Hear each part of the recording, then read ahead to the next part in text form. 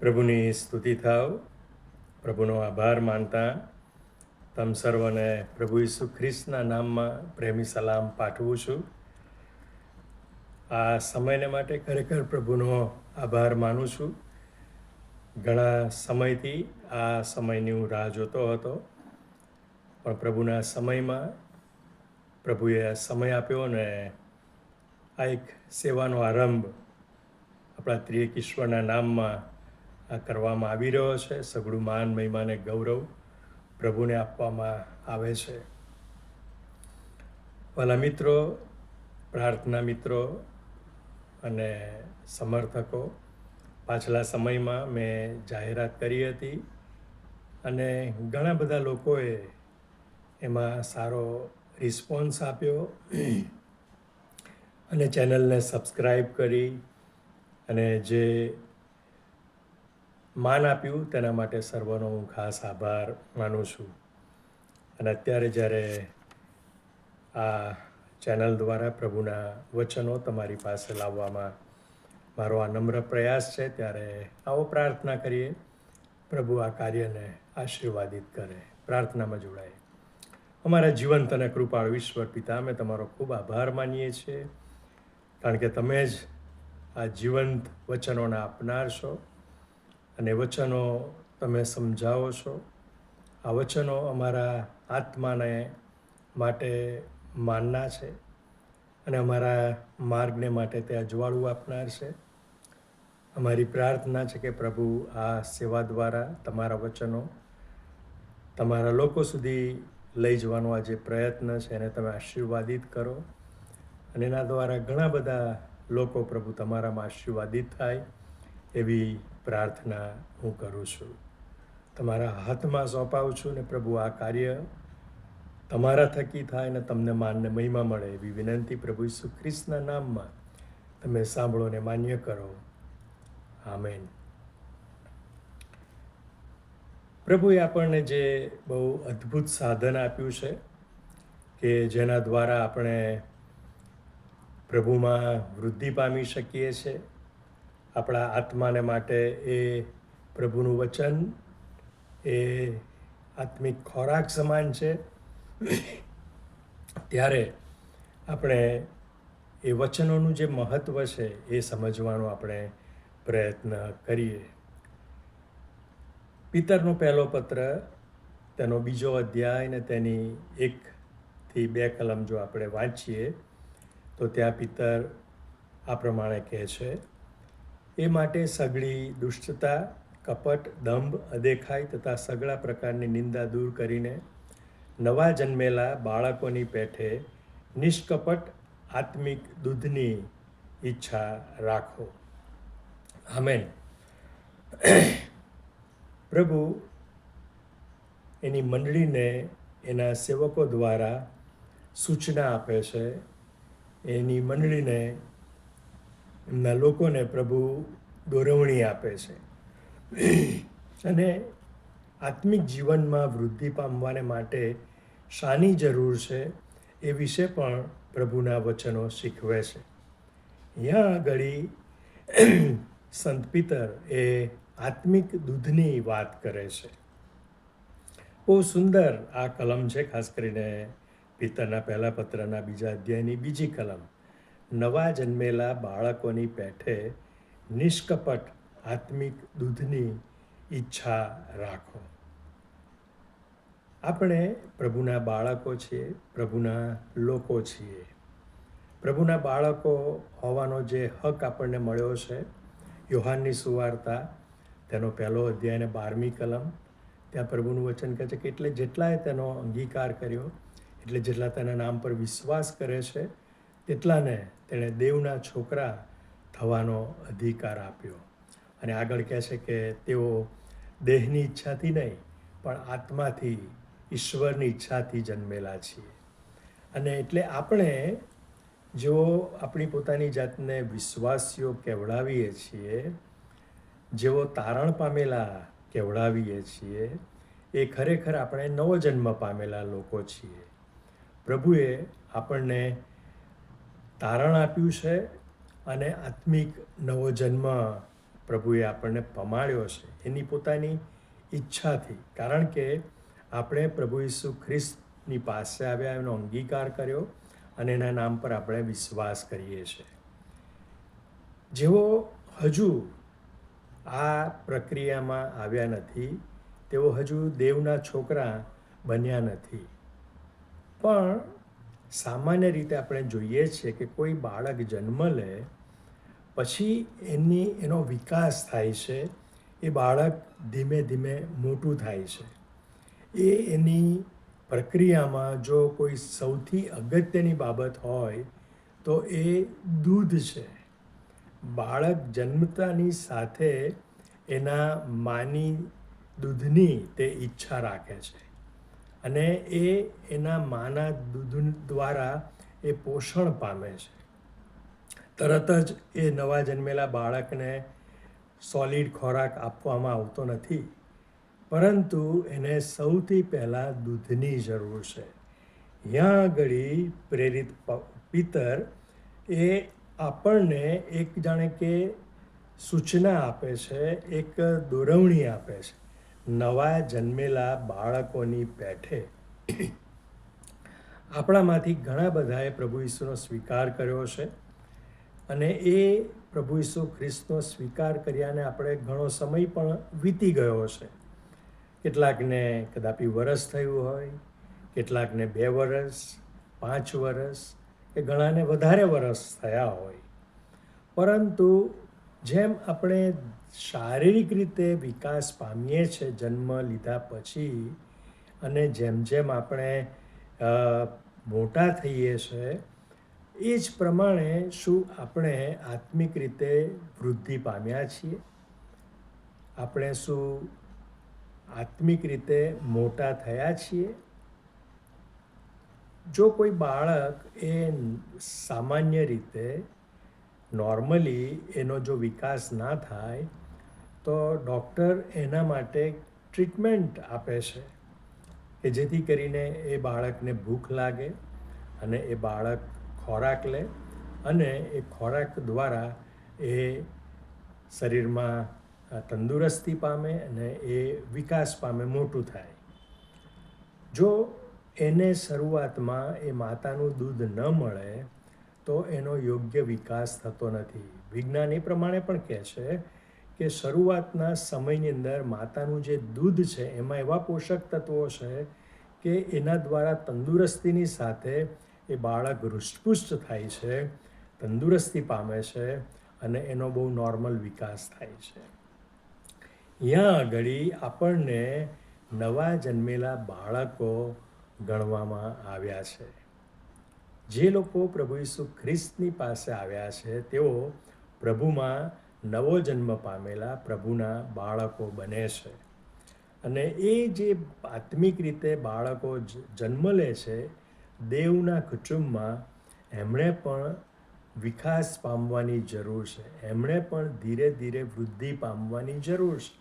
અને એના માટે કોઈ જો સૌથી અગત્યની બાબત હોય તો એ આત્મિક દૂધની જરૂર છે. જેમ દૈહિક બાળકને દૈહિક દૂધની જરૂર છે, એમ આત્મિક રીતે જન્મેલા વિશ્વાસીને આત્મિક દૂધની જરૂર છે, નિષ્કપટ દૂધની જરૂર છે, જે વિશુદ્ધ છે, જે એકદમ શુદ્ધ છે, કોઈ પણ પ્રકારની ભેળસેળ વગરનું, એવા આત્મિક દૂધની જરૂર છે. અને એ આત્મિક દૂધ બીજું કશું નહીં પણ ઈશ્વરનું વચન છે. તમે જો પાઉલ પ્રેરિત કોરિન્થની મંડળીને જે બાબત કહે છે એ જો તમે એની પર વિચાર કરો, કોરિન્થીયોનો 1 પત્ર અને તેનો 4થો અધ્યાય, અને ત્યાં આગળ પાઉલ એ મંડળીના લોકોની આત્મિક સ્થિતિ સંબંધી એ કહે છે. 3જો અધ્યાય, કોરિન્થીયોનો 1 પત્ર અને તેનો 3જો અધ્યાય, અને ત્યાં એ પ્રમાણે કહે છે 1લી કલમથી, ભાઈઓ, જેમ આધ્યાત્મિકોની સાથે હું વાત કરું તેમ તમારી સાથે હું વાત કરી શક્યો નહીં, પણ જેમ સાંસારિકોની સાથે, એટલે જેમ ખ્રિસ્તમાં બાળકોની સાથે, તેમ મેં વાત કરી.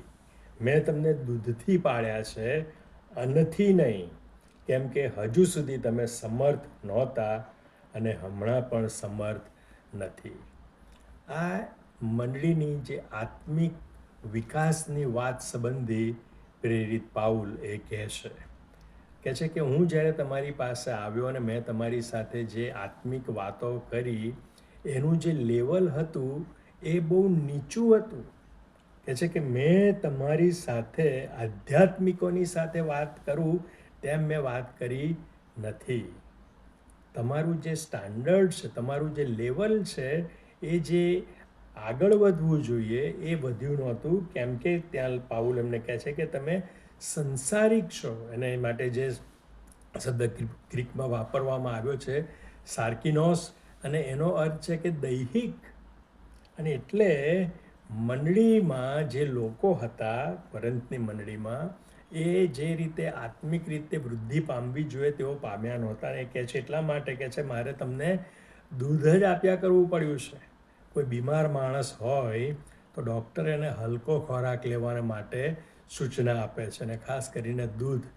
કહે છે કે તમે બીમાર છો, અને પછી આગળ કે એમની બીમારીનું કારણ પણ કહે છે કે તમારામાં ઈર્ષા અને કજિયા વગેરે છે, ને એટલા માટે તમે સાંસારિક એટલે કે દૈહિક છો.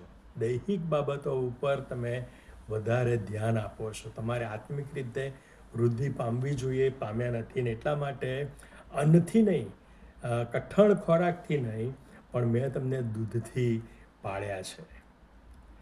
શરૂઆતમાં જ્યારે કોઈક વ્યક્તિ પ્રભુમાં ઉમેરાય છે ત્યારે એને આત્મિક દૂધની જરૂર પડે છે, અને એ આત્મિક દૂધ એને આત્મિક રીતે વૃદ્ધિ પામવામાં મદદરૂપ થાય છે. પણ જ્યારે એ વ્યક્તિએ જે રીતે વૃદ્ધિ પામવી જોઈએ, વિકાસ પામવો જોઈએ, નથી પામતી અને સતત એ દૂધ પર જ આધાર રાખે છે, એનો અર્થ કે એનામાં કંઈક પ્રોબ્લેમ છે. વલાવ આજે મંડળીની પરિસ્થિતિ કેવી છે?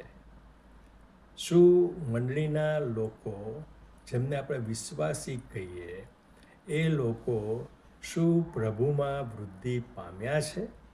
શું તેઓએ ખરેખર પ્રભુના જે આત્મિક દૂધ ઉપર એમણે પોતાના જીવનને ટકાવી રાખ્યું છે? એ આત્મિક દૂધ દ્વારા એમનું પોષણ થયું છે? એનો અર્થ કે આપણા બધાની પાસે બાઇબલ તો છે, આ પ્રભુના વચનો છે, પણ એ વચનો આપણે આપણા જીવનમાં ઉતારતા નથી. એ વચનો આપણે સમજવાનો પ્રયત્ન કરતા નથી, અને એટલા માટે એ વચનો આપણા આત્મિક જીવનમાં વૃદ્ધિ આપતા નથી, અથવા તો આપણી વૃદ્ધિની પાછળ પ્રભુના વચનો આપણને મદદરૂપ થતા નથી. એટલા માટે પિતરના પત્રની અંદર 2 અધ્યાયમાં પિતર એ આ મંડળીને કહે છે કે નવા જન્મેલા બાળકોની પેઠે નિષ્કપટ આત્મિક દૂધની ઈચ્છા રાખો. હવે અત્યારે એક બહુ સારો સમય છે, કદાપી આપણે એને એમ કહી શકીએ કે એક બહુ રિવોલ્યુશન છે, ક્રાંતિ છે. આપણી પાસે મીડિયા છે, અને મીડિયામાં આપણને ઘણા બધા લોકો એ પ્રભુના વચનો જાણે કે સમજાવે છે.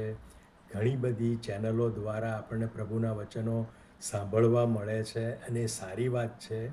અને એ વચનો આપણે જ્યારે સમજીએ, એ વચનો સાંભળીએ, એને સમજવાનો પ્રયત્ન કરીએ, ત્યારે એ વચનો આપણા જીવનની અંદર, આપણા આત્મિક જીવનની અંદર આપણને વૃદ્ધિ પામનારા બનવા જોઈએ. એ વચનો આપણને આત્મિક રીતે મદદરૂપ થનારા બનવા જોઈએ. કેવળ વચનો અથવા તો આવી જુદી જુદી ચેનલો, જુદા જુદા સેવકો, એમને સાંભળવાનો સંતોષ જ માની લેવાની જરૂર નથી, પરંતુ એ વચનો જે પીરસવામાં આવે છે, શીખવવામાં આવે છે, એ વચનો ખરેખર સમજીને આપણા જીવનમાં ઉતારવાની જરૂર છે. અને એટલા જ માટે પ્રભુ ઈસુ ખ્રિસ્તે પણ દરેક સુવાર્તામાં, 4 સુવાર્તામાં એક જે દ્રષ્ટાંત આપ્યું, અને એ દ્રષ્ટાંત તો કયું? પેલા બી વાવનારનું. અને પછી પ્રભુ એની સમજૂતી આપતા કહે છે કે એ બી એ તો પ્રભુનું વચન છે. પ્રભુનું વચન જુદી જુદી રીતે લોકોના હૃદયમાં વાવવામાં આવે છે. પણ પહેલી જમીન જેના વિશે લખવામાં આવ્યું છે, પથ્થરવાળી જમીન, કે જેને પ્રભુના વચનોની સાથે કોઈ નિસ્બત નથી, અને એ જમીન ઉપર અથવા તો એ હૃદયની અંદર જ્યારે વચન વવાય છે ત્યારે એના પ્રત્યે ધ્યાન આપવામાં આવતું નથી. અને એટલા માટે પેલા પક્ષીરૂપી શૈતાન આવીને એ પ્રભુના વચનોના દાણા એ લઈ જાય છે, એ ચણી જાય છે, અને ત્યાં આગળ વચન એ કાર્ય કરતું નથી.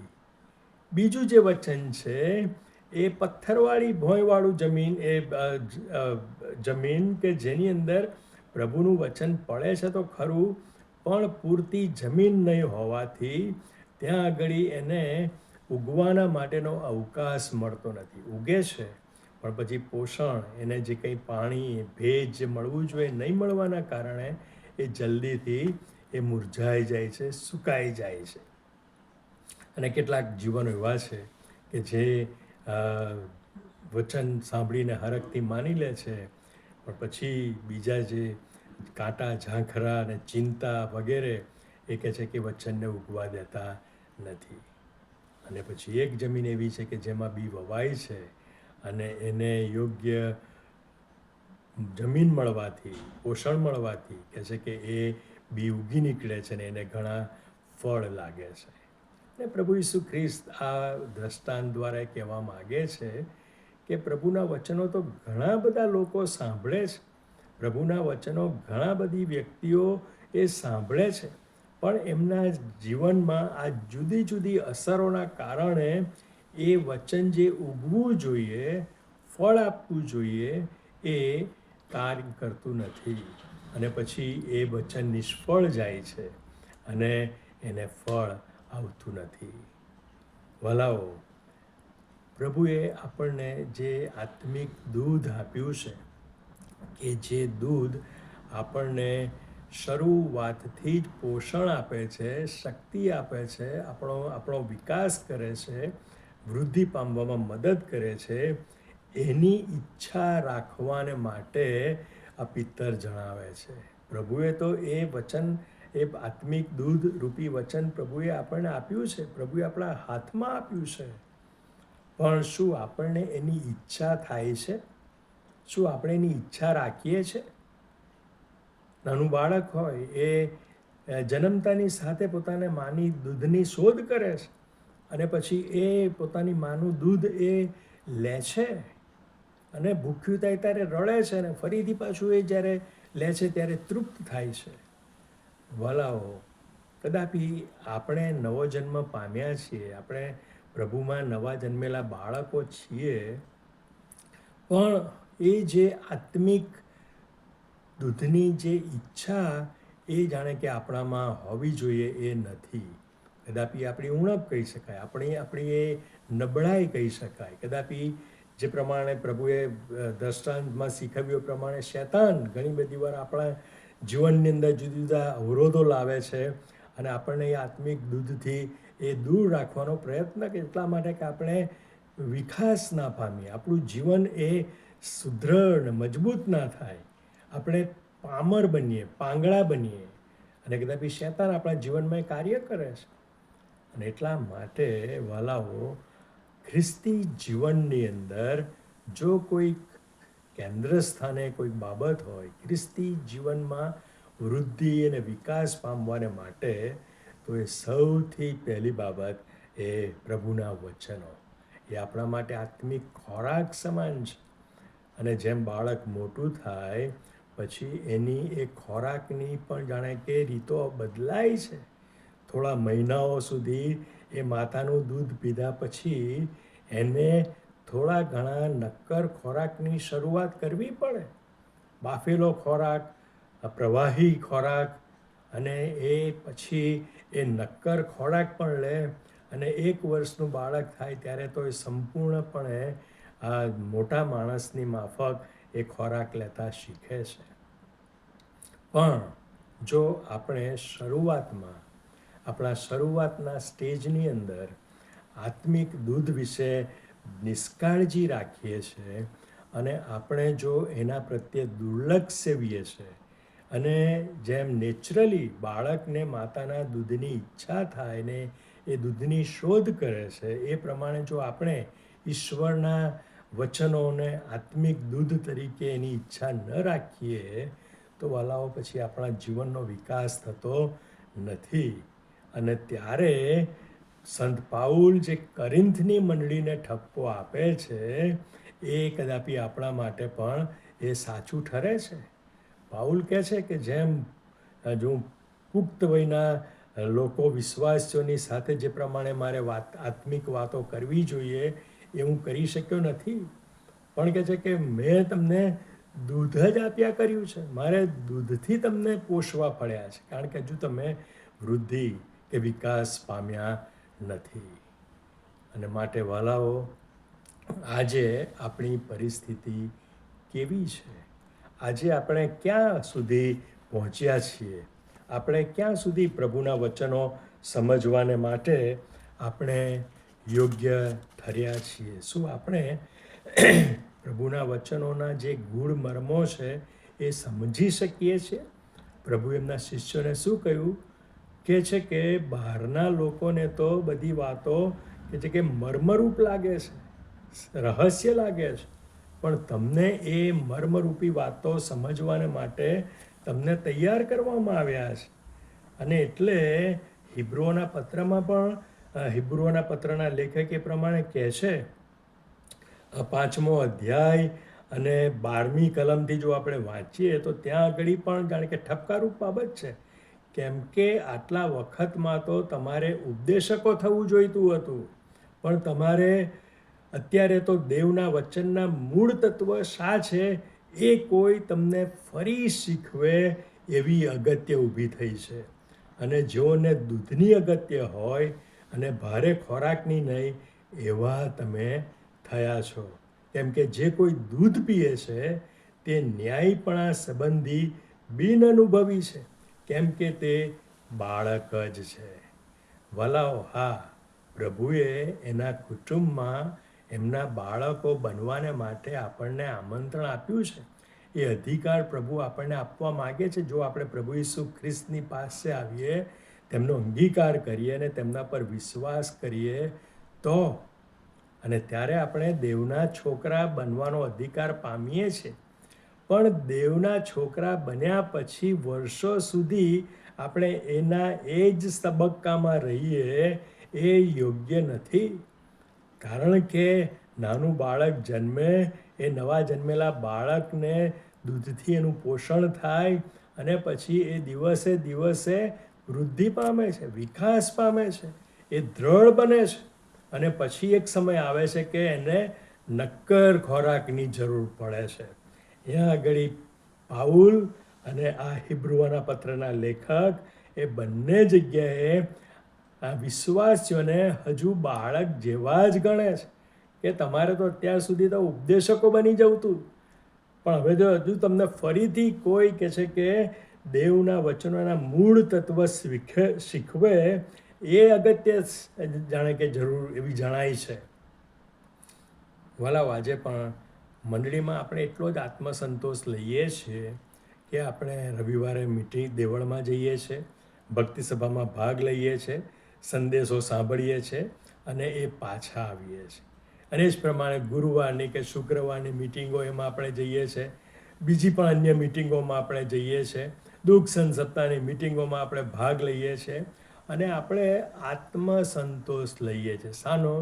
કે ભાઈ અમે તો પ્રભુના વચનો સાંભળ્યા, પણ એ પ્રભુના વચનો જે આપણા આત્માના માટે પોષણ આપનારા છે, શું આપણે એ વચનોમાંથી આપણા આત્માને માટે પોષણ પામ્યા છીએ?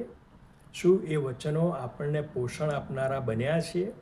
એ ત્યારે જ બને કે એ વચનો આપણે સાંભળીએ, સમજીએ અને સ્વીકારીએ.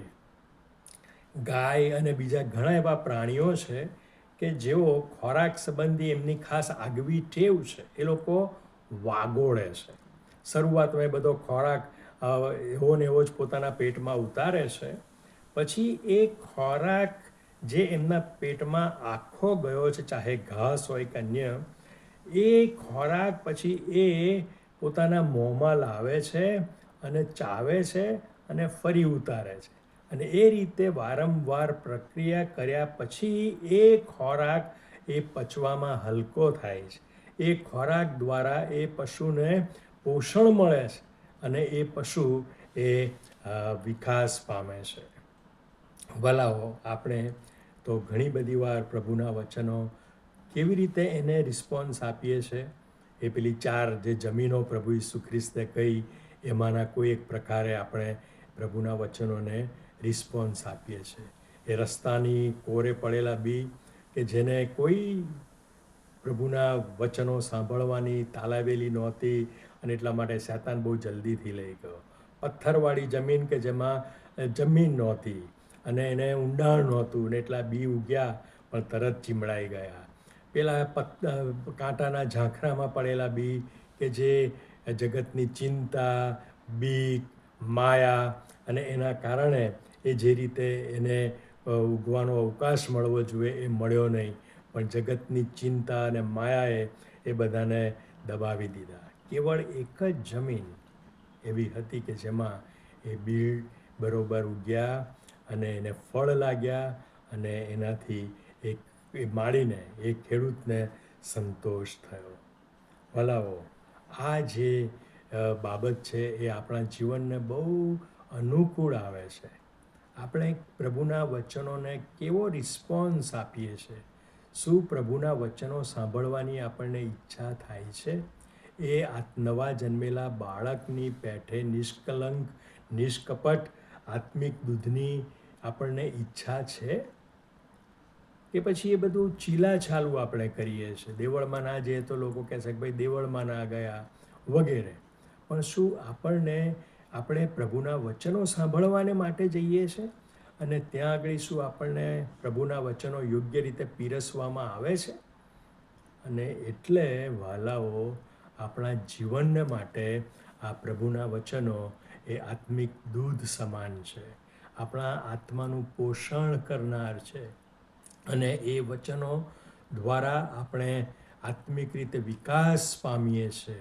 અને પ્રભુનું વચન જે પ્રમાણે કહે છે એ પ્રમાણે આપણે આત્મિક પ્રૌઢ પુરુષત્વમાં આપણે આગળ વધીએ છીએ. વાલાઓ, પાઉલ અને હેબ્રીઓના પત્રનો લેખક એ મંડળીને ઠપકો આપે છે કે અત્યાર સુધી તો તમારે બીજાઓને પ્રભુના વચનો શીખવનાર બનવું જોઈતું હતું, પણ હજુય તમને કોઈ શીખવે એવી જાણે કે અગત્ય છે. એનો અર્થ કે તમે વિકાસ પામ્યા નથી, તમે વૃદ્ધિ પામ્યા નથી. અને માટે તમે આ આત્મિક દૂધ એને તમે એની ઈચ્છા રાખો. એ તમારા આત્માને આ આત્મિક દૂધ વડે જાણે કે એનું પોષણ કરો કે જેથી કરીને તમે ધીમે ધીમે વૃદ્ધિ પામો, વિકાસ પામો, આત્મિક રીતે પ્રૌઢ પુરુષત્વમાં તમે આગળ વધો કે જેથી કરીને તમારા જીવનમાં પ્રભુની ઈચ્છા શું છે એ તમે પારખી શકો. તમે કેવળ બાળક જ ના રહો, પણ તમે જુવાન થાઓ, તમે પરિપક્વ એવી વ્યક્તિ, એવા વિશ્વાસી બનો કે જેથી કરીને પ્રભુ તમારો ઉપયોગ કરી શકે. આ પ્રભુના જે શિષ્યો છે, ચાહે પિતર હોય કે પાઉલ હોય, એ શરૂઆતમાં પ્રભુના વચનો એટલા બધા સમજતા નહોતા.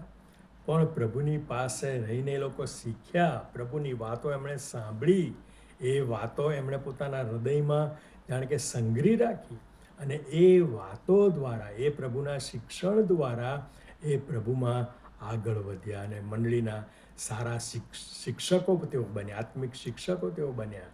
અને શરૂઆતની મંડળી વિશે પણ લખવામાં આવ્યું છે કે મંડળી કહે છે કે પ્રેરિતોના બોધમાં અને પ્રેરિતોના શિક્ષણમાં દ્રઢતાથી લાગુ રહી.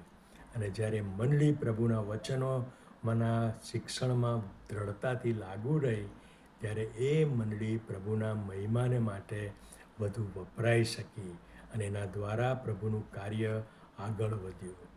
વાલાઓ, આજે કોઈ જો સૌથી અગત્યની જરૂર હોય તો એ જરૂર છે પ્રભુના વચનોની ભૂખ.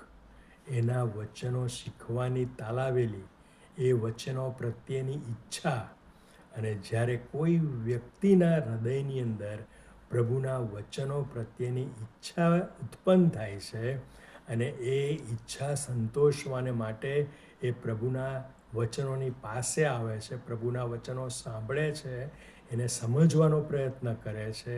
અને ગીતશાસ્ત્રના પહેલા અધ્યાયમાં કહ્યું છે કે રાત દિવસ તે સુખી ને ધન્ય માણસ કે છે કે તે તેના નિયમશાસ્ત્રનું મનન કરે છે. યહોશવાને પણ કહેવામાં આવ્યું કે રાત દિવસ તું તેના નિયમશાસ્ત્રનું મનન કર.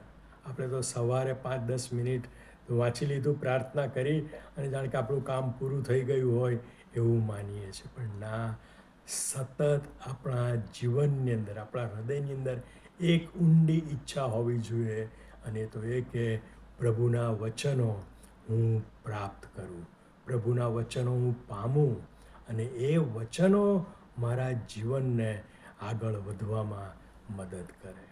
અને માટે વાલાઓ, જે પ્રમાણે પિત્તર કહે છે એ પ્રમાણે નવા જન્મેલા બાળકોની પેઠે આપણે નિષ્કપટ આત્મિક દૂધની ઈચ્છા રાખીએ. અને જો એ સાચી ઈચ્છા આપણા હૃદયમાં હશે તો વાલાઓ, આપણે પ્રભુમાં વૃદ્ધિ પામીશું, પ્રભુમાં વિકાસ પામીશું, અને પ્રભુ આપણા જીવનને એના મહિમાને માટે વાપરશે.